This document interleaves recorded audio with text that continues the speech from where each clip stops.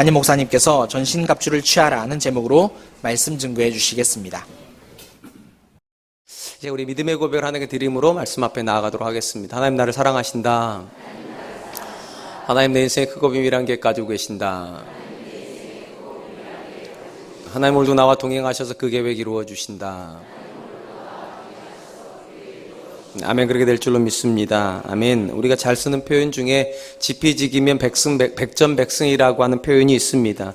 적을 알고 나를 알면 100번을 싸워도 절대로 지는 일이 없다, 그런 뜻으로 일반적으로 이해가 됩니다. 그런데 본래 이 표현이 나와 있는 손자병법에는 이런 식으로 표현된 것이 아니라 지피지기면 백전불태, 100번을 싸워도 위태로운 일은 없다, 이런 식으로 되어 있다고 합니다. 원문 그대로 제가 인용을 하면 이렇게 번역이 됩니다.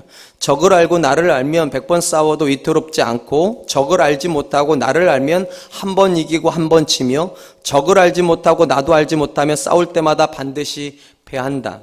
손자는 전쟁에서 가장 중요한 두 가지 지식은 적을 아는 지식과 나를 아는 지식이라 그렇게 요약을 하고 있습니다. 이 말은 전쟁은 단순히 군사와 군사가 충돌하는 문제도 아니고, 누가 더 좋은 무기를, 누가 덜 좋은 무기를 가지고 있는가의 상대성의 문제도 아니라는 것입니다. 전쟁의 본질은 내가 누군가하고 내가 싸워야 되는 대상이 누구인가에 대한 이해로부터 시작이 된다는 것입니다. 영적인 전투도 역시 마찬가지지 싶습니다. 사도 바울은 이전 시간에 에베소 성도들을 향하여 그들이 의식을 하고 있지 않든 간에 그들은 영적인 전투의 현장에 있다 선언을 하였습니다. 이것이 영적인 전투인 이유는 사람과 사람 간의 싸움이 아니라 사람 뒤에 있는 어둠의 영과 싸우는 전투이기 때문입니다. 사실 저는 이 부분이 오늘날 우리 사랑과 은혜교회뿐만 아니라 모든 현대를 살고 있는 성도들에게 굉장히 이해를 새롭게 해야 되는 부분이라 생각을 합니다. 언제부터인지 모르겠지만 우리는 심지어 교회에서 일어나고 있는 일, 교회에서 일어나는 분쟁조차도 사람 간의 문제라고 자꾸만 생각하는 경향이 있습니다. 그래서 교회 문제가 벌어지면 득달같이 법정으로 달려가고, 목사와 성도가 싸우고, 성도와 성도가 서로 낯을 붉히는 것을 마치 당연한 수순인 것처럼 그렇게 이해를 합니다. 물론 세상에서는 이런 일들이 흔한 일들입니다. 그리고 보편적이죠. 왜냐? 세상은 영적인 전투의 현장으로 이해를 하지 않기 때문입니다. 모든 문제는 사람 간의 문제이고, 누군가가 틀렸건 누군가가 옳았기 때문에 충돌이 일어난다 생각을 합니다. 그래서 그걸 시시비비를 가리기 위해서 법정까지 가는 것이고, 사람과 사람 간에 싸우는 것입니다. 그런데 성경은 절대로 성도 간에 일어나는 문제를 사람의 문제라고 이해하지를 않습니다. 물론 누군가는 잘못을 합니다. 그런데 그 잘못을 밀고 가는 영적인 존재가 이면에 있다는 것이 성경의 이야기입니다. 그리고 만약 우리가 이것을 영적인 문제라고 생각을 한다면 대하는 태도라든지 문제를 다루는 모습에서 근본적인 차이가 있어야 된다는 것이 성경의 이야기입니다. 일단 우리는 기본적으로 우리가 영적인 전투를 하는 사람이라는 것을 전제로 하고 오늘 본문으로 들어가야 됩니다. 사도 바울은 이렇게 생각을 합니다. 우리가 육의 전투를 하는 사람이 아니라 영의 전투를 하는 사람이라면 무장이 달라야 된다는 것입니다. 육의 전투를 하는 사람은 갑옷을 입고 하는 것이라면, 영의 전투를 하는 사람은 하나님이 만들어 놓으신 전신갑주를 영적인 부분에서 착용을 하고 하는 싸움이 되어야 한다는 것입니다. 먼저 이렇게 이 이야기를 시작을 하죠. 에베소서 6장 13절, 그러므로 하나님의 전신갑주를 취하라. 이는 악한 날에 너희가 능히 대적하고 모든 일을 행한 후에 서기 위함이라. 사도 바울이 성도들을 향하여 영적인 전신갑주를 입으라고 말하는 궁극적인 이유는 모든 일을 행한 후에 서기 위함이다. 이 선다는 말은 누군가는 넘어져 있다는 말을 전제로 하고 있습니다. 전쟁을 하면 누군가는 패하여서 쓰러지고 누군가는 승리하여 깃발을 쓰고 서 있습니다. 이 표현이 그런 겁니다. 우리가 영적인 싸움에서 쓰러져 있는 존재가 아니라 싸워서 이기고 깃발을 들고 서 있는 존재가 되기를 원한다면 하나님의 전신갑주를 취해야 된다라고 말을 합니다. 특별히 여기 보니까 악한 날에라고 하는 표현이 나오는데, 악한 날에 너희가 능히 대적하고, 이 악한 날에를 어떻게 해석하는가에 따라서 굉장히 이야기가 달라지지만, 기본적으로 이 본문에서 문맥적인 관점에서 악한 날은 사단이 여러분들을 시험하는 날이라고 생각하시면 좋습니다. 그런데 왜 사단이 시험하는 날이 악한 날인가? 근본적으로 사단은 여러분을 잘되게 하려고 시험하는 게 아니기 때문입니다. 사단은 말은 그렇게 하죠. 너 잘되게 하려고 한다고, 너 하나님처럼 될 수 있다고, 너 이렇게 하면 얼마든지 더 좋아질 수 있다, 그렇게 유혹을 하지만 근본적인 관점에서 사단의 유혹의 본질은 쓰러뜨리기 위함이기 때문에 악한 날이라 그렇게 말을 합니다. 또 주목해야 될 부분은 전신갑주를 만들라라고 되어 있지 않고 전신갑주를 취하라 그렇게 되어 있습니다. 무슨 말인가 하면 하나님은 성도가 영적인 전투를 해야 되는 상황에 들어갈 걸 이미 알고 계시고 그 상황을 위하여서 이미 모든 전신갑주를 만들어 놓았고 성도를 향해서 이렇게 말하는 겁니다. 착용하라는 것입니다. 우리 보고 만들려고 한다면 문제가 좀 달라지지만 성경은 그렇게 말하지를 않고 우리가 원하면 얼마든지 그 전신갑주를 얻어서 가질 수 있다는 것이죠. 저는 바라긴 우리 사랑과 은혜 성도님들이 오늘 말씀을 들으면서 하나님, 나도 그 무장을 하기를 원합니다. 나도 그 앞에서 정말로 견고한 군사로 서기를 원합니다. 그런 고백이 있는 귀한 시간 되었으면 좋겠습니다. 사도 바울은 이제 전신갑주를 취하라고 말한 이후에 구체적인 전신갑주의 내용들을 설명을 합니다.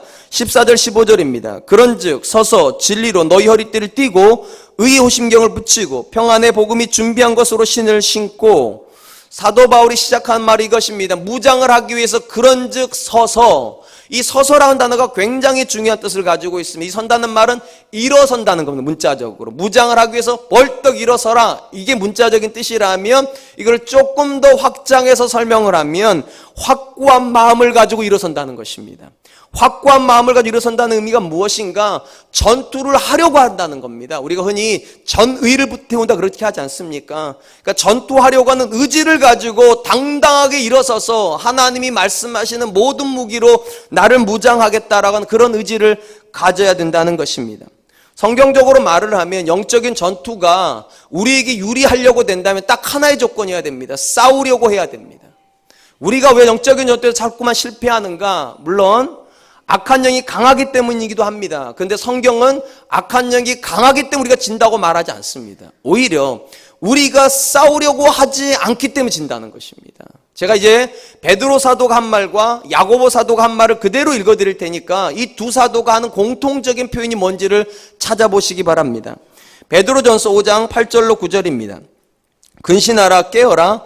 너희 대적 마귀가 오는 사자같이 두루다니며 삼킬 자를 찾나니 너희는 믿음을 굳건하게 하여 그를 대적하라. 이는 세상에 있는 너희 형제들도 동일한 고난을 당한 줄을 너희가 알미니라. 야고보서 4장 7절입니다. 그런즉 너희는 하나님께 복종할지어다 마귀를 대적하라. 그리하면 너희를 피하리라. 베드로 사도나 야고보 사도가 영적인 현장에서 공통적으로 쓰는 표현이 무엇입니까? 마귀를 대적하라는 것입니다. 쉽게 말하면 피하려고 하면 안 된다는 거. 왜냐? 피하려고 하면 더 공격해 올 거라는 거. 그리고 피하는 싸움에서는 절대로 못 이긴다는 것입니다. 오히려 거꾸로 우리가 공격하려고 하고 싸우려고 하면 뭐라고 말합니까? 그가 피하리라. 그러니까 마귀가 어떤 상황을 자꾸만 만들려고 하는가? 우리가 피하려고 하는 상황을 만들려고 한다는 것입니다. 그리고 하나님은 어떤 상황으로 우리를 몰고 가시려고 하시는가? 싸우는 현장으로 몰고 가시려고 한다는 겁니다. 물론 사람 간의 싸움이 아닙니다. 영적으로 깨어서 기도하려고 하고 영적으로 깨어서 마귀를 대적하려고 하는 그런 행동을 하려고 할 때, 그런 마음을 가질 때 마귀는 오히려 피하여 갈 것이라는 것입니다. 우리가 익히 아는 대로 전쟁하는 군인 중에 가장 무서운 군인이 어떤 군인입니까? 무기가 좋은 군인입니까? 그렇게 따지면 IS 군인들은요, 사실은 무기가 좋은 게 아니죠. 근데 저들을 우리가 무서워하는 이유가 무엇입니까? 소총 하나를 가지고 가운데 폭탄을 가지고 뛰어들어 버린단 말이죠. 전투하려는 의지가 불타올라 있습니다. 이걸 전의가 불타는 군이라 부르죠. 전의가 불타면은요, 소총 하나를 가지고도 탱크를 이깁니다. 근데 전의가 없어버리면은요, 탱크를 가지고도 한 사람을 못 이겨요. 왜냐? 도망쳐 다닐 거니까. 안 싸우려고. 우리가 청년 아이들을 이야기를 할 때 청년하면 이글거림, 그런 거 열정 이런 거 하지 않습니까? 그런데 요즘 청년 아이들은 눈이, 죄송해요 이렇게 표현해가지고 동태 눈깔입니다. 싸우려고 하는 의지가 하나도 없어요. 맨날 하는 말이 금수저, 은수저, 용서. 우리 엄마가 금수저였음, 우리 아빠가 금수저였음, 내가 이렇게 안 될 텐데. 매일같이 하는 말이 환경 핑계대고 상황 핑계대고 싸우려고 하는 의지가 없어요. 속칭 말해서 헝그리 정신이 없다는 거죠. 오늘 본문에서 서서라고 하는 표현이 무엇인가? 의지를 말하는 겁니다. 도망치려고 하지 말고 하나님께서 주시는 전신갑주를 취하기 위해서 분연하게 일어나서 내 가정을 지키고 내 자녀를 지키고 우리 교회를 지키기 위해서 영적인 싸움을 하려고 해야 된다는 것입니다. 저는 이것이 오늘날 현대 성도들에게 굉장히 중요한 도전이 되어야 된다고 생각을 합니다. 왜냐하면 오늘날 성도들은 스스로 넘어지는 세대이기 때문입니다. 왠지 모르겠는데 중학교 때까지 신앙생활을 잘하던 자녀들이 고등학생만 되면 스스로 신앙 안에서 자포자기를 해버립니다. 마치 이런 것 같아요. 고등부 예배를 다 드리면 대학교 못 간다고 생각하는 것 같아요. 스스로. 누구도 그렇게 말하지 않는데 자기 스스로 이미 그렇게 결론을 내린 것 같아요. 싸워볼 생각을 하지를 않아요. 청년들도 마찬가지입니다. 취업되기 이전까지 청년활동 잘하다가 취업이 되면 스스로 신앙을 내려놓습니다. 마치 이렇게 생각하는 것 같아요. 교회에서 말하는 말씀대로 다 살면 세상에서 성공 못한다고. 누구도 그렇게 말을 안 하는데 스스로 그냥 자기가 자기 그렇게 쇠뇌시키는 거죠. 신앙생활을 10년, 20년, 30년 하는데도 절대로 안 바뀌는 분들이 있어요. 이미 스스로 각인시키는 것 같아요. 성령님은 내 성격 못 바꿔. 사실 누구도 그렇게 말하지 않는데 근데 내가 나한테 세뇌를 시키는 거죠. 싸워볼 생각도 안 하고 부딪혀볼 생각도 안 하고 바꿔볼 생각도 안 하고 그냥 스스로 픽 쓰러져 주니까 싸움은 벌어지지도 않는 것입니다. 사랑하는 성도 여러분, 하나님이 여러분의 삶에서 능력이기를 경험하기를 원하십니까? 그런즉 서십시오. 싸우려고 하십시오. 변화하려고 하십시오. 도전하려고 하십시오. 아멘 할 때까지 하려고요. 사랑하는 성도 여러분, 이 본문에서 영적인 전투를 해야 된다고 사도 바울이 말하면서 바로 들어가지 않고 그런즉 서서라고 왜 그 말하느냐고요. 의지가 제일 중요한 무기라는 거예요. 의지가 없는 사람이 아무리 강력한 무기를 가져도, 의지가 없는 사람들이 아무리 많은 군대를 이루어도 일당백하는 의지 있는 사람 앞에 못 이긴다는 거예요. 저는 우리 사랑과 함께 성도님들이 신앙의 열기가 부글부글 타오르는 분들이셨으면 좋겠어요. 이 눈에서 레이저가 나올 만큼 내 가정은 내가 믿음으로 지킨다. 내 자녀에게 신앙은 반드시 물려준다. 우리 가정은 반드시 믿음의 가정이 되어야 한다. 이 분명한 의지를 가지고 일어서는 저와 여러분 될 수 있었으면 좋겠습니다. 저는 개인적으로 다니엘을 굉장히 좋아합니다. 그리고 이 사람 앞에 설 때마다 굉장히 많이 위축되는 게 사실입니다. 다니엘이 바벨론으로 포로로 끌려갈 때 일반적인 나이가 대략 17세 전후였을 거라고 알려집니다. 여러분 17세면 우리나라 나이로 말을 하면 몇 학년쯤 되는 겁니까? 고등학교 1학년입니다. 굉장히 충격이에요. 왜냐? 저희 둘째가 16살입니다. 저희 첫째가 19살입니다. 이 두 아이를요 놓고서 제가 나가지를 못해요. 제 아내랑 저랑. 밥 못 먹을까 봐. 밥 먹는 문제 하나 가지고도 19살짜리 17살이 잘 해결을 못해요. 쉽게 말하면 지금 우리 세대의 아이들 중에 17살, 19살은요 사리 분별 못합니다.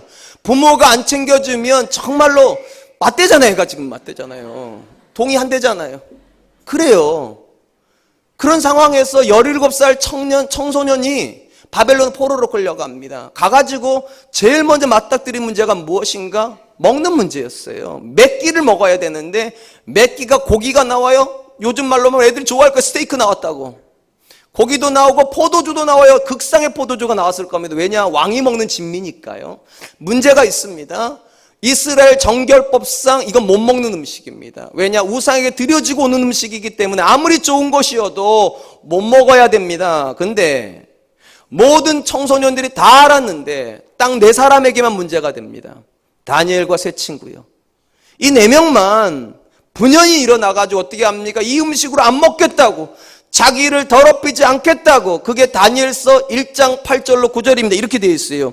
다니엘은 뜻을 정하여 왕의 음식과 그가 마시는 포도주로 자기를 더럽히지 아니하리라 하고 자기를 더럽히지 아니하도록 환관장에게 구하니 하나님이 다니엘로 하여금 환관장에게 은혜와 긍휼을 얻게 하신지라. 여러분 이 본문을 잘 이해해 보세요. 다니엘과 세 친구가 마음속으로만 나 저거 안 먹어야지, 마음속으로만 저 포도주 안 마셔야지 이랬는데 갑자기 환관장이 눈이 확 열려가지고 다니엘을 보고서 너 포도주 안 마시려고 하는 거지? 세 친구를 보고 너 고기 안 먹으려고 그러는 거지? 내가 그렇게 해줄게 이렇게 한 겁니까? 아닙니다. 뜻을 정한 것으로 끝난 것이 아니라 환관장에 가가지고 구했어요. 여러분 이 환관장이 어떤 사람입니까? 바벨론 신화입니다. 바벨론 신화요. 그리고 그들은 포로고요. 그럼 환관장이 얼마든지 이렇게 말할 수 있어요. 먹기 싫어? 그럼 죽어. 아니면 감옥에 가든지. 그게 정상이에요.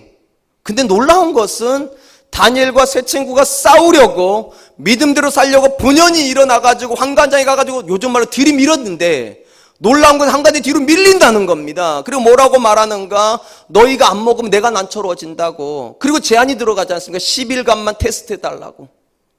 결과적으로 우리가 다 아는 결론이 나옵니다. 다니엘과 세 친구는 3년 동안 왕의 궁실에 있으면서 포도주 안 마셔도 됐습니다. 고기 안 먹어도 됐습니다. 자연이 주어진 결과 아닙니다. 싸우려고 했기 때문에요. 주어진 상황에 순응하려고 한 것이 아니라 주어진 상황에서 믿음으로 살려고 결단을 했기 때문에 이 본문의 서서라는 표현이 그런 거예요. 싸우려고 해야 그 상황에서 도우신 하나님을 만나고 부딪히려고 해야 도와주시는 하나님을 만날 거 아니냐는 거예요. 가만히 있는데 하나님 도와주시는 법 없어요. 싸우려고 하지도 않는데 하나님 싸워주시는 전투는 없다고요. 또 우리가 잘 아는 한 여자의 이야기도 우리에게 굉장한 도전을 줍니다. 에스더라고 하는 여자입니다. 이 에스더는 다니엘보다 대략 50년 뒤의 사람입니다. 나라는 바벨론에서 메데바사 제국으로, 우리가 잘 아는 페르시아 제국으로 바뀌었습니다. 왕도 지금 아하수에로 왕으로 새롭게 왕이 세워졌습니다. 문제가 있었습니다. 아하수에로 왕 그 다음으로 2인자로 알려졌던 하만이라고 하는 사람이 하루아침에 유대 사람들 다 죽이려고 합니다. 이유는 간단했습니다. 모르드게가 자기에게 인사를 안 한다는 그 하나 때문에, 한 사람 때문에 다 죽이기로 결정을 했습니다. 이때 이스라엘 사람들에겐 유일한 소망 하나가 남아 있었는데 그게 왕비 에스더였습니다. 모르드게가 자기가 키웠기 때문에 에스더에게 요청합니다. 왕에게 가가지고 우리 민족을 살려달라고 얘기해라. 너밖에 가능성이 없다.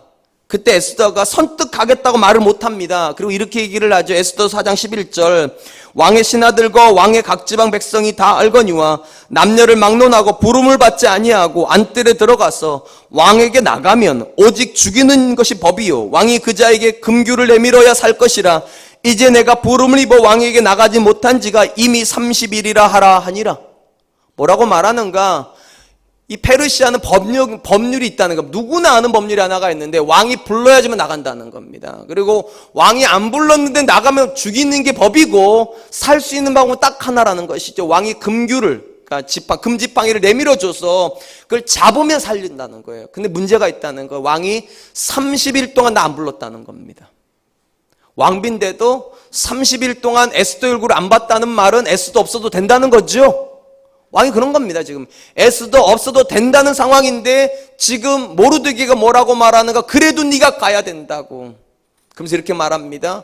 너가 왕비가 된 것이 이때를 위함인지 어떻게 알겠냐고. 하나님이 너를 그 자리에 심어놓은 것이 이 일을 위함인지 네가 어떻게 아냐고.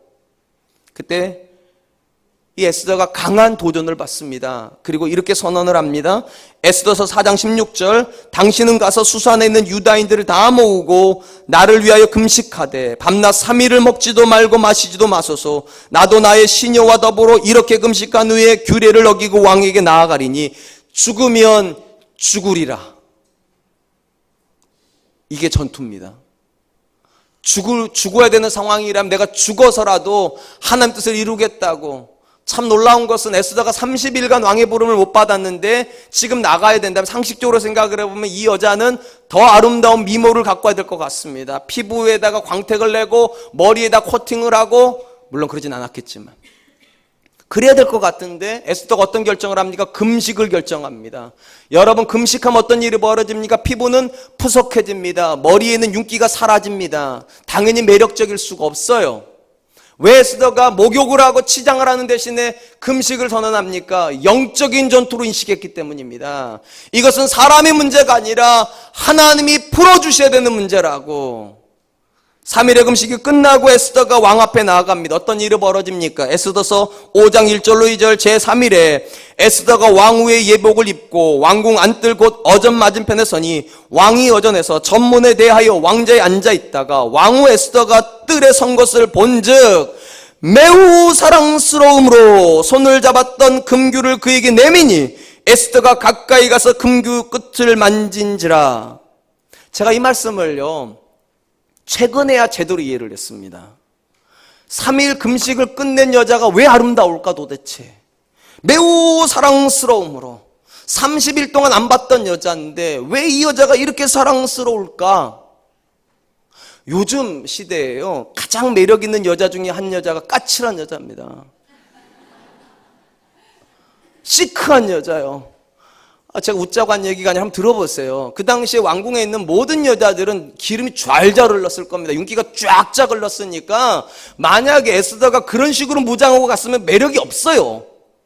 놀라운 것은 30일 동안 못 봤는데 어느 날 봤는 매일같이 기대했던 모습으로 나올 줄 알았는데 왠지 모르게 시크하게 나왔어요. 다크서클도 내려왔을 거고. 그러니까 이전에 못 봤던 매력을 발견하는 거 아니냐고요. 제가 그냥 상식적으로 말씀드리는 거. 그러니까 매우 사랑스러워가지고 금규를 내밀지 않으면 죽거든요. 금규를 내밀어요. 사랑하는 성도 여러분, 왜 이런 일이 벌어지는 걸까요? 그 상황을 누가 지금 지배하고 있는 겁니까? 하나님이요. 왕의 감정을 누가 지배하고 있는 겁니까? 하나님이요. 분명히 30일 동안 안 불렀다는 말은 안 불러도 됐다는 얘기예요. 쉽게 말하면 이 왕에게는 에스더가 유일한 왕비가 아닙니다. 수많은 후궁이 있고 수많은 아내가 있기 때문에 에스더가 아니어도 됐던 사람인데 그날 에스더를 보는 순간 에스더야만 했던 겁니다. 금식하고 왔는데도. 그러니까 사랑하는 성도 여러분, 상식의 지배를 받으려고 하지 마세요. 계산의 지배를 받으려고 하지 마세요. 믿음의 지배를 받으세요. 그리고 선언하세요. 하나님이 하시면 하실 수 있다고. 내가 못해도 하나님은 하실 수 있다고. 이 믿음이 있어야 사람은 어떻게 되는가 일어서는 겁니다. 그런즉 서서 하나님의 말씀을 붙잡고 한번 내가 싸워보리라. 하나님의 말씀을 가지고 한번 이 사업도 해보리라. 하나님의 말씀을 가지고 내 자녀를 양육해보리라. 그때 경험하는 거예요. 하나님이 일하신다는 것을. 저는 우리 사랑과 은혜교회 성도님들 안에 이 믿음의 의지가 있었으면 좋겠어요. 모두가 안 된다고 하는 일도 하나님이면 하실 수 있지. 제가 제일 싫어하는 표현들이 이런 거예요. 아빠, 길이 없어. 우리 큰아들이 주로 하는 말이에요. 아빠, 안 돼. 제가 그때마다 늘 하는 말이 있어요. 희준아, 안 되는 게 어디냐. 네가 안 된다고 생각하는 것뿐이지. 여러분, 길이 없는 게 아닙니다. 의지가 없는 거예요. 왜요? 하나님이 길이시잖아요. I am the way. 내가 길이요. 심지어 하나님께 구약에서 뭐라고 말했습니까? 내가 광야의 길을 내신다고. 여러분, 그 하나님이 똑같이 저와 여러분의 하나님이랑 왜 길이 없습니까? 길을 만드시는 하나님이 없는 거지, 여러분 인생에. 그러므로 사랑하는 성도 여러분, 마음 가운데 믿음의 불씨를 불태우세요.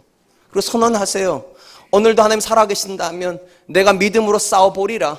오늘도 하나님이 도와주시는 분이시라면 내가 그 하나님 붙잡고 나도 한번 싸워보리라. 그게 가장 중요해요.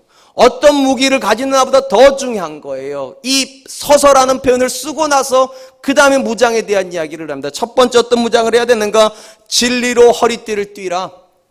여러분, 군인들이 허리띠를 띠는 이유가 무엇입니까? 전쟁하는데 옷들이 흘러내리면 안 되기 때문에 단단히 메우기 위해서 허리띠를 하는 겁니다. 또 허리띠를 해야지만 거기다가 옛날에는 거기다가 칼을 찼기 때문에 무장을 위한 기본 수단인 것입니다.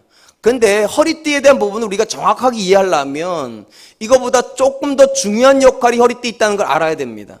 이거를 잘 설명해 준 운동이 하나가 있어요. 그게 역도 경기입니다. 역도 경기 보셨는지 모르겠지만 역도는 자기 몸무게만큼을 들지 않죠. 자기 몸무게 3배, 4배를 들어요. 역도 경기 보면 이제 역도를 들고 내려오면 선수가 제일 먼저 허리띠를 탁 풀죠. 그리고 이제 대기실로 들어가가지고 그 다음 거 들으려고 이제 준비하고 있습니다. 준비할 때 어떻게 하는지 아시죠? 코치가 막 다리 막 풀어주고 막 뺨 때리고 막 죄송합니다. 때리고 코에다 뭘 넣으면 뭐 이런 코에 뭘 넣는지 잘 모르겠지만 정신 집중하고 그리고 다시 일어납니다. 그리고 송진가루 묻히고 허리띠 쫙 졸라매고 들어가서 딱 듭니다. 가장 중요한 건 마지막 순간 허리띠 쫙 졸라맨다는 겁니다. 왜 허리띠 졸라맵니까? 이 허리띠가 두 가지 역할을 하기 때문에 첫 번째 허리를 보호해 줍니다. 12cm, 너비가 한 12cm가 되는 게 허리를 딱 쌓아줘야지만 허리가 무너지지 않아요. 허리가 안 무너져야 그때도 힘을 쓰는 겁니다. 그러니까 허리띠는 두 가지 역할을 하는 거. 허리를 보호해주고 힘을 모아주는 역할을 합니다. 이 본문에서 진리의 허리띠라고 말하는 건 이 두 가지를 말하는 겁니다. 진리는 여러분들을 보호해 줍니다. 왜 진리가 우리를 보호해 주는가? 마귀의 성격 때문에 그렇습니다.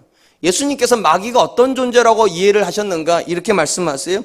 요한복음 8장 44절, 너희는 너희 아비 마귀에게서 났으니 너희 아비의 욕심대로 너희도 행하고자 하느니라. 그는 처음부터 살인자요 진리가 그 속에 없으므로 진리에 서지 못하고 거짓을 말할 때마다 제 것으로 말하나니 이는 그가 거짓말쟁이요 거짓의 아비가 되었음이라. 마귀가 주로 어떻게 공격한다고 말하는가? 거짓말로요. 왜냐하면 마귀는 거짓의 아비니까. 그러면 거짓말 앞에서 우리가 그 거짓말에 쓰러지지 않으려면 어떻게 해야 됩니까? 진리를 알아야죠. 참을 알아야지만 거짓을 알 거 아니냐고요. 거짓으로 공격할 거니까. 그래서 진리의 허리띠가 필요하다는 것입니다. 그래야 보호를 받을 거니까. 신구약으로 모든 성경에서 마귀가 하는 가장 근본적인 거짓말은 우리가 하나님이 될 수 있다는 거짓말입니다. 여러분들이 하나님이 될 수 있다는 거짓말. 무슨 말인가? 이걸 너무 막연하게 생각할 거 없어요. 여러분들이 열심히 일을 하면 내가 능력이 좋아지고, 내가 능력이 좋아지면 내 가정 내가 건사할 수 있고, 내 자녀도 내가 좋은 미래 줄 수 있고, 심지어 우리 가문도 내가 이렇게 세울 수 있고, 우리 교도 내가 이렇게 세울 수 있는 그런 사람 된다. 이게 마귀가 주는 생각입니다. 성경은 절대로 그렇게 말하지 않습니다. 여러분들이 여러분의 가정을 건사할 수 없습니다. 왜냐? 예수님 말씀하시잖아요. 나를 떠나서는 너희가 아무것도 할 수 없습니다. 본질적으로 우리는 누군가를 책임질 수 있는 존재가 아닙니다. 그런데 사단은 끊임없이 뭐라고 말하는가? 할 수 있다고. 네가 네 스스로의 힘으로도 얼마든지 가정을 세울 수 있다고 속입니다. 근데 다윗은 그걸 안 믿었죠. 오히려 이렇게 말하죠. 여호와가 나의 목자시니 내게 부족함이 없으리로다. 여러분 잘 들어보세요. 다윗이 내가 유능한 사람이 되었기 때문에 부족함이 없다고 말하지 않아요. 하나님이 목자이기 때문에 부족함이 없다는 거예요. 사단은 끊임없이 뭐라고 말하는가? 네가 목자가 돼야 된다고. 네가 너희 가정에, 네가 너희 자녀에, 네가 니네 교회의 목자가 되라고 말을 하는데 그건 거짓말이라는 겁니다. 왜냐하면 목자는 하나님이셔야 되니까. 그러므로 사랑하는 성도 여러분, 오늘도 여러분의 의식 속에 사단이 계속 거짓말할 겁니다. 여러분의 자녀가 좋은 대학을 가야 된다고, 좋은 직장 다녀야 된다고, 돈 많이 벌어야 된다고 계속 거짓말을 할 거예요. 그건 거짓말이에요. 맞아요. 여러분 자녀 좋은 대학 갈 수 있어요. 좋은 직장 들어갈 수도 있어요. 돈을 많이 벌 수도 있어요. 근데 그 모든 일을 해주시는 분은 하나님이셔야 돼요.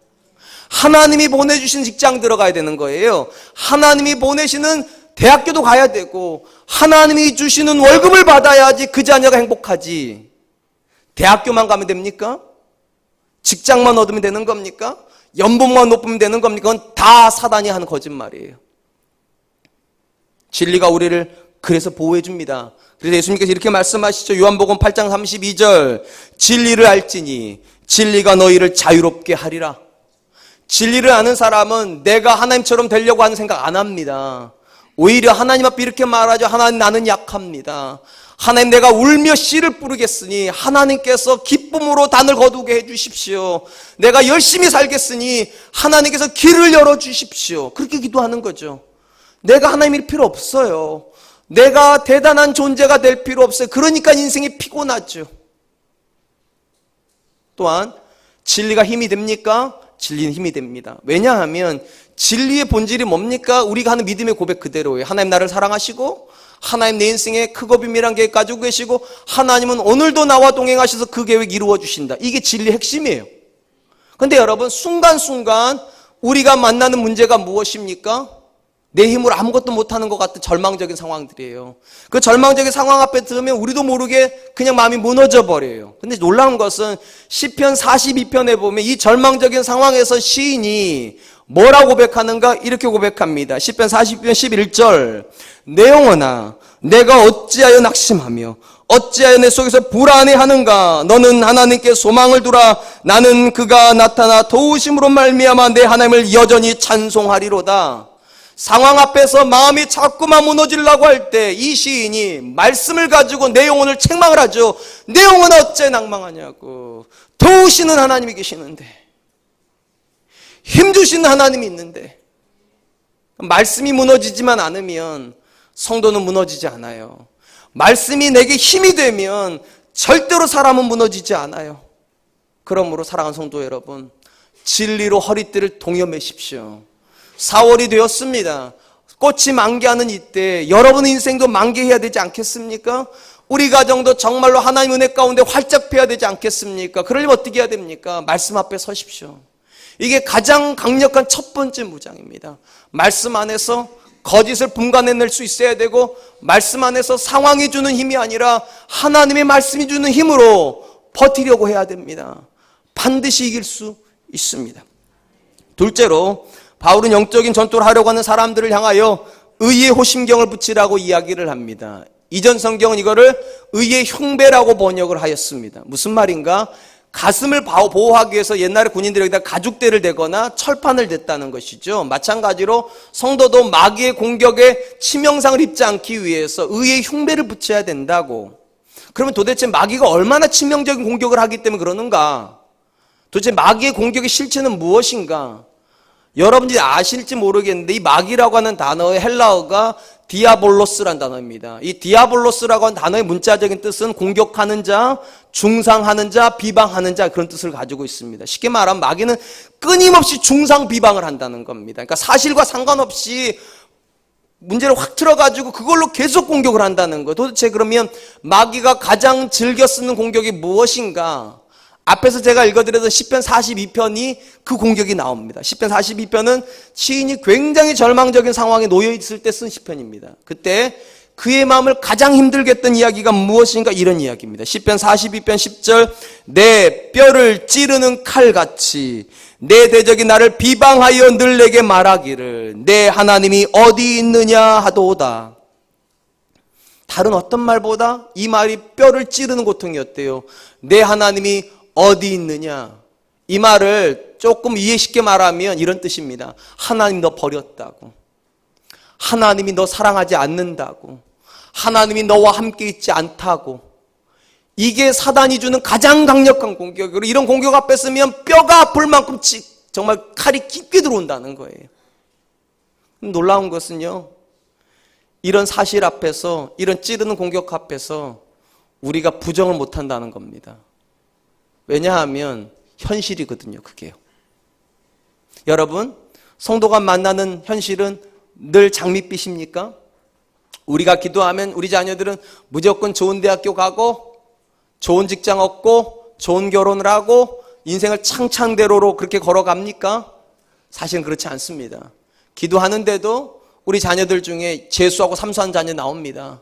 심지어 기도하는데도 우리 자녀들이 직장 5개 합격해놓고 어느 직장을 갈까를 기도하는 게 아니라 한 직장도 나를 안 불러줘가지고 나도 좀 일하고 싶다고 그렇게 절망하는 자녀를 만나야 되기도 하고요. 남의 집 아이들은 그렇게 그냥 배우자도 잘 물어오더만 그냥. 우리 집에는 왜 이렇게 못 물어오는지. 분명히 내 눈에는 잘생겨 보이는데 왜 여자애들은 내 아들을 안 잘생겼다고 하는지. 분명히 내 눈에는 너무 예쁜데 왜 남자애들이 안 따라다니는지 이해를 못하는 일들이 벌어지죠. 그때 마귀가 이렇게 말하죠. 하나님 너 안 사랑하는 거라고. 하나님 너 버린 거라고. 하나님 네 기도 안 들어주는 거라고. 그럼 여러분 부정을 못하니까 뼈까지 찔리는 거. 뼈까지요. 선실이 그렇거든요. 기도 안 하고 하는 교회도 안 다니는 옆집 아이는 정말로 잘 되는 것 같은데 아무것도 안 하고 노세 젊어서 노세하고 다니는 그런 처자들의 아이들은 결혼도 잘하고 판검사 만나고 아파트 살고 그런데 우리 애는 도대체 뭔지 도대체 연애는 언제 하고 언제 결혼 언제 손주를 안겨줄지 도대체. 마귀가 이렇게 하면 속삭이죠. 너 실패자라고. 하나님이 계시긴 어딨냐고. 네 상황을 좀 보라고. 그때 깊게 찔러와요. 그런 상황 앞에 설 것이기 때문에 하나님 말씀하시는 거라고요. 의의 호심경을 붙이라고. 만약에 그런 상황이 없는 거라면 하나님이 의의 호심경 말 안 해요. 그런 상황이 생기는 거예요. 하나님이 사랑하는 다윗인데도 뭐라고 말합니까? 내가 사망의 음침한 골짜기로 다닐지라도. 아니 그렇게 사랑하는 다윗인데 왜 어려움 당하냐고요 도대체. 그게 현실이에요. 그렇기 때문에 호심경을 붙이래요. 어떤 호심경이요? 의의 호심경. 이 의라고 한 단어가 어떤 개념을 가지고 있습니까? 바른 관계, 좋은 관계라는 뜻을 가지고 있습니다. 쉽게 말하면 하나님과 매일의 삶에서 친밀한 관계를 형성함으로 사단이 하는 공격 앞에서 당당해야 된다는 거예요. 하나님이 너 버릴다 말할 때 천만에 하나님 나 버리지 않으셨다고. 지금 이 상황 속에서도 하나님은 나를 사랑하고 계시다고. 왜냐? 성경은 한 번도 하나님 우리를 버리셨다고 말한 적이 없기 때문입니다. 오늘 성가대가 말해서 넉넉히 이기느니라 하면서 찬양의 가사 중에 나온 구절이 이 구절입니다. 로마서 8장 38절 39절입니다. 내가 확신하노니 사망이나 생명이나 천사들이나 권세들이나 현재일이나 장래일이나 능력이나 높음이나 기쁨이나 다른 어떤 피조물이라도 우리를 우리 주 그리스도 예수 안에 있는 하나님의 사랑에서 끊을 수 없느니라. 끊을 수 없느니라. 그래서 넉넉히 이기는 거예요. 상황은 우리를 무너뜨리는 것 같고 현실은 내가 패배자인 것 같지만 하나님과 바른 관계 속에 들어가 있는 사람 이렇게 선언합니다. 그럴 수 없다고. 넉넉히 이기느니라. 하나님 안에 있는 자는 예수 그리스도의 능력으로 넉넉히 이기느니라. 그러므로 사랑하는 성도 여러분, 삶이 여러분을 배신하는 날이 옵니다. 푸스킨이 말했잖아요. 삶이 그대를 속일지라도 결코 노하거나 분노하지 말라고. 삶은 그런 거니까. 하나님도 저와 여러분들한테 절대로 푸른 초장 쉴만한 물가만을 말하지 않습니다. 사망 음침한 골짜기에 있어요. 대신에 의의 호심경으로 철저하게 무장하랍니다. 그곳에 사망 음침한 골짜기에 있는 거 아니라고요. 주의 지팡이와 막대기가 나를 안위하시나이다. 하나님이 나 포기하지 않으셨다는 말입니다. 하나님이 여러분 포기하지 않으셨다는 말이에요. 그러니까 하나님이 너 버렸다고 말할 때 당당히 말해야 돼요. 아니라고. 하나님은 여전히 나 사랑하시고 지금 이 모든 과정은 합력하여 선으로 갈 거라고 그렇게 당당히 일어서야 돼요. 그런 사람이 있냐고요? 있어요. 성경에 대표적인 인물이 한 사람이 있어요. 그게 욥이에요. 여러분 욥이 어떤 인물입니까? 하루아침에 모든 걸 잃어버린 사람이에요. 10명의 아이들을 다 잃었어요. 재산도 다 잃었어요. 심지어 건강도 잃어가지고 기왓장으로 자기 몸을 벅벅 긁어야지만 되는 그런 병을 걸렸어요. 그를 보면서 아내가 절망을 합니다. 그러면서 욕을 합니다. 뭐라고 욕을 하는가? 이렇게 욕을 하죠. 욥기 2장 9절로 10절입니다. 그의 아내가 그에게 이르되 당신이 그래도 자기의 온전함을 굳게 지키느냐? 하나님을 욕하고 죽으라. 그가 이르되 그대의 말이 한 어리석은 여자의 말 같도다. 우리가 하나님께 복을 받았은즉 화도 받지 않겠느냐 하고 이 모든 일에 욥이 입술로 범죄하지 아니하니라. 다 잃어버렸어요. 다 빼앗겼어요. 사단이 옆에서 말할 거예요. 하나님 너 미워한다고. 하나님 너 버렸다고. 그리고 아내의 입술을 통하여서 절망을 심어줍니다. 하나님이 당신 버렸으니까 당신도 하나님 욕하고 죽으라고 차라리. 그때 욥이 뭐라고 말합니까? 의의 호심경을 단단히 입고 이렇게 말합니다. 하나님이 우리에게 복을 주셨는데 화는 왜 못 내시겠냐고. 사랑하는 성도 여러분, 분명한 것은 우리가 사는 삶의 여정 속에 우리가 원하는 그림만은 있지 않습니다. 정말로 절망스러운 그림들이 있다니까요. 저는 그런 관점에서 저희 어머니를 굉장히 존경해요. 제가 이 세상에 가장 존경하는 분 저희 어머니예요. 저희 어머니가 저한테 가르쳐준 말이 하나 있기 때문에 원준아 너는 뒤로 자빠져도 못 받는다. 원준아 너는 뒤로 자빠져도 못 받는다. 왜냐 너는 하나님의 사람이니까. 하나님도 사랑하시니까. 사실 저는 이 말 믿지 않았습니다. 제가 26살 때까지 늘 말씀드리잖아요. 26살 때까지 지하 반지하에 살았어요. 반지하에 살고 있는 제가 결혼한다 생각도 못했어요. 반지하에 살고 있는 제가 목사가 되고 담임 목사가 되고 분당까지 와서 목회할 거 저는 생각해 본 적도 없어요. 그래서 늘 절망했어요. 우리 어머니가 늘 말했어요. 괜찮다고. 하나님 아들이라고 너는. 엄마 아빠의 아들이 아니라 하나님의 아들이니까 하나님이 너에게 복 주실 거라고. 뒤로 자빠져도 복 받는다. 절망하지 마라. 놀라운 것은요. 제가 지금 분당에 사는 거 아세요? 제가 담임 목사가 돼 있다는 거 아세요? 26살 때는 상상도 할 수 없었던 일이에요. 작년에 제가 전화를 한 통 받았어요. 방학동에 있는 분한테. 저 고등학교 때 저 옆집에 사신 분이래요. 우리 어머니를 만나셔가지고 저에 대한 소식을 들으시고 너무 전화를 하고 싶으셔가지고 전화를 하셨어요.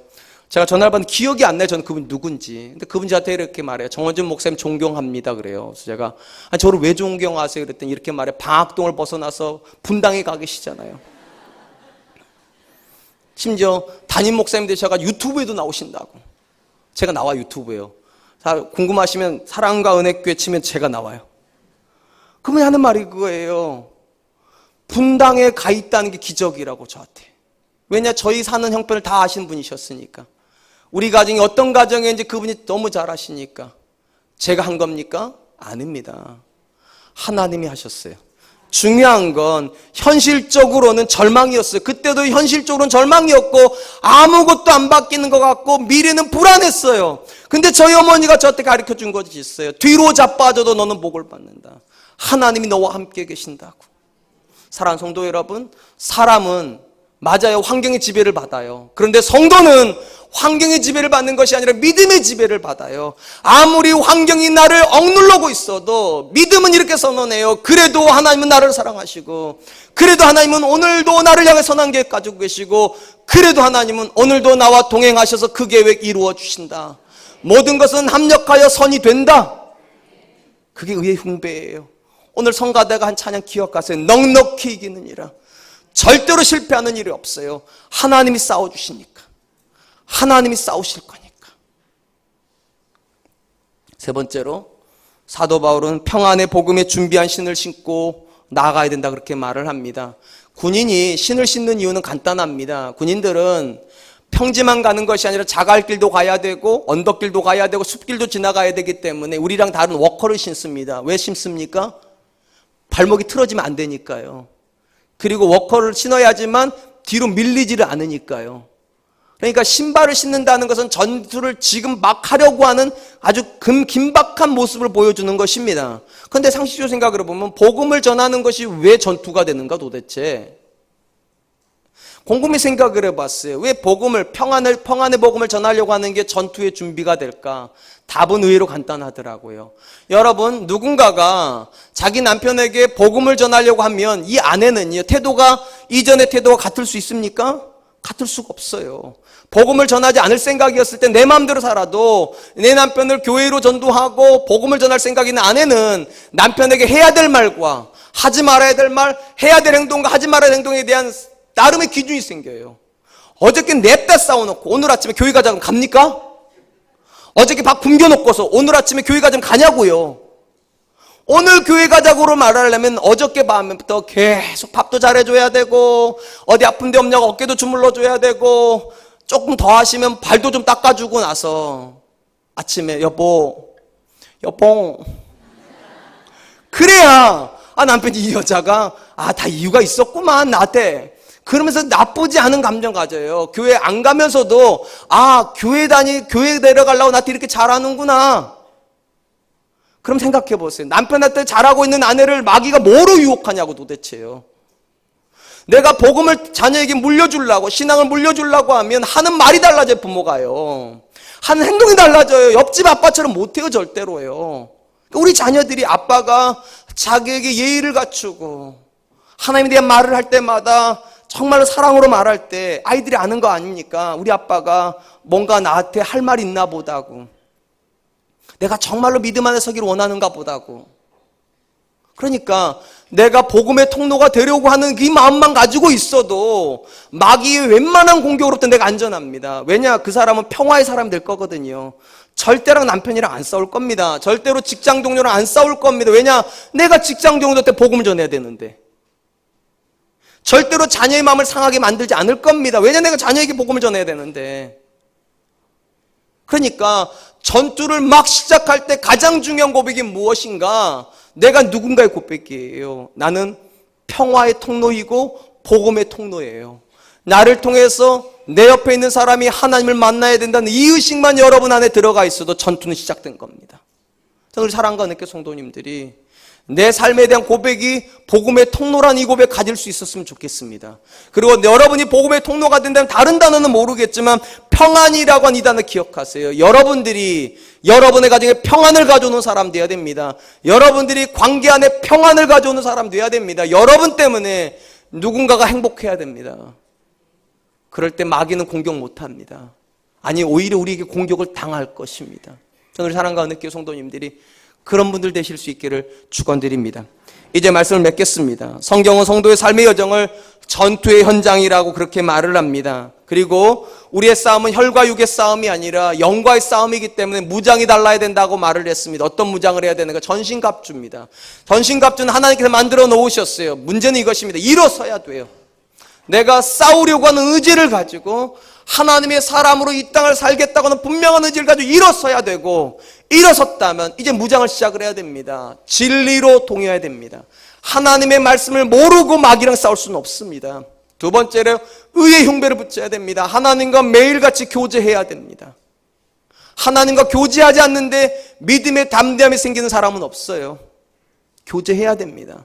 세 번째, 여러분의 삶이 말씀의 통로가 되는 사람 돼야 됩니다. 내가 누군가에게 복음을 전해야 될 사람이라고 이 긴박함을 가지고 있는 사람이라면 말이 달라질 겁니다. 생각이 달라질 겁니다. 행동이 달라질 겁니다.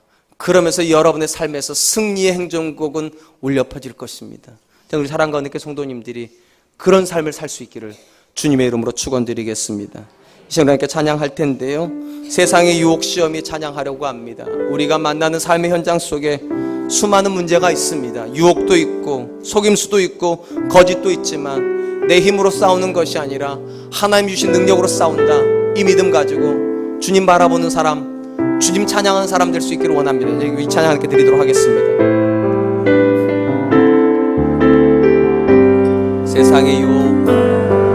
세상의 유혹 시험이 내게 몰려올 때에 나의 힘으로 그것들 모두 이길 수 없네. 거대한 폭풍 가운데 위축된 나의 영혼 어찌할 바를 몰라 헤매이고 있을 때 주를 찬양, 손을 들고 찬양. 전쟁은 나에게 속한 것 아니니 주를 찬양, 손을 들고 찬양. 전쟁은 하나님께 속한 것이니 거짓과 속임수로 가득 찬 세상에서 어디로 갈지 몰라 머뭇거리고 있네. 공중의 권세 잡은 자 지금도 우리는 실패와 절망으로 넘어뜨리려 하네. 주를 찬양, 손을 들고 찬양. 전쟁은 나에게 속한 것 아니네. 주를 찬양, 손을 들고 찬양. 전쟁은 하나님께 속한 것이니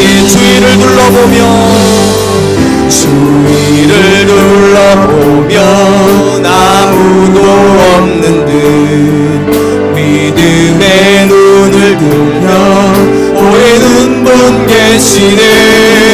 지금도 내 안에서 역사하고 계시니 사망과 어둠의 권세 물리치신 예수님. 찬양, 손을 들고 찬양. 전쟁은 나에게 속한 것 아니니 찬양, 손을 들고 찬양. 전쟁은 하나님께 속한 것이니. 이 시간 우리 하나님께 이렇게 기도했으면 좋겠습니다. 하나님, 우리가 서 있는 현장이 영적인 전투의 현장이라면 하나님 그 싸움을 회피하지 않게 하여 주시고 오늘 말씀처럼 분연히 일어서서 그 말씀을 붙잡고 싸우려고 하는 의지가 있는 사람 되게 하여 주시고 오늘 주신 말씀처럼 말씀으로 든든하게 허리띠를 동이는 사람 될 수 있도록 도와주시고 하나님과 의의 관계 속에서 날마다 신뢰하는 사람 되게 하여 주시고 내 주변에 있는 사람들에게 언제든지 복음을 전하려고 하는 태도를 가지고 그렇게 사는 사람 되게 하여 주시옵소서. 내 삶에서 승리의 행진곡이 울려 퍼지게 하여 주시옵소서. 영적으로 실패하는 사람이 아니라 영적인 싸움에서 승리하는 사람 되게 하여 주시옵소서. 우리 같이 한번 기도하도록 하겠습니다. 기도합니다. 사랑하는 아버지 하나님 감사합니다. 오늘도 귀한 시간 주시고 하나님 말씀 앞에서 우리가 서 있는 삶의 현장이 어떠한지와 또 그 삶의 현장에서 어떻게 우리가 살아가야 되는지